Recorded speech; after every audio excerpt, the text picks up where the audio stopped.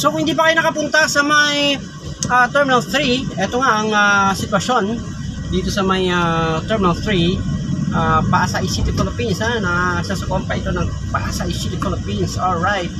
So kukuha tayo dyan sa may Terminal 3 ang ating clients. Yes, you.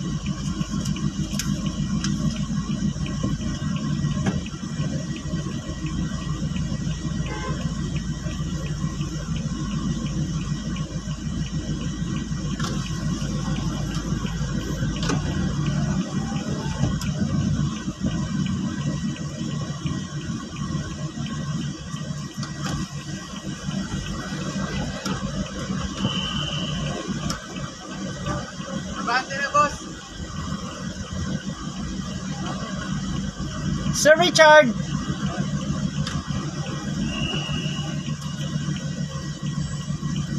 Abante na sir, para kami naman para ali-ali lang tayo.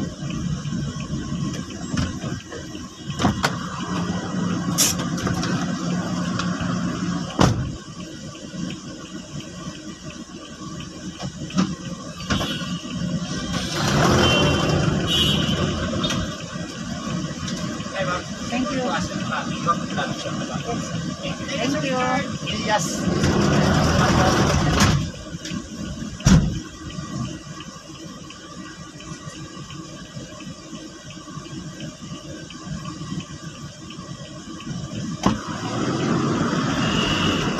Hi ma'am Claudine, good afternoon. Yes ma'am. Umabot ka dito minsan ma'am, 47. Pero mas mainsan. Ay sa inyo ma'am? Sa Tugigaraw. Ay sa Tugigaraw kayo ma'am, o sa Cagayan, Region 2. Grabe doon. Yes ma'am. Nakakamatay. Grabe doon ma'am, kahit na medyo hindi dito mainit ma'am, doon talaga grabe doon. Oo, grabe.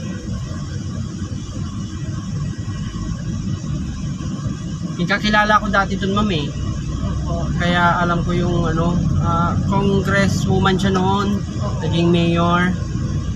Ano apelyido niya? Kalimutan ko. Mayor, naging congressman siya. Tapos yung anak niya, doktora, Claveria sila ma'am Claveria. Layos. Ayun, Taganas Layos.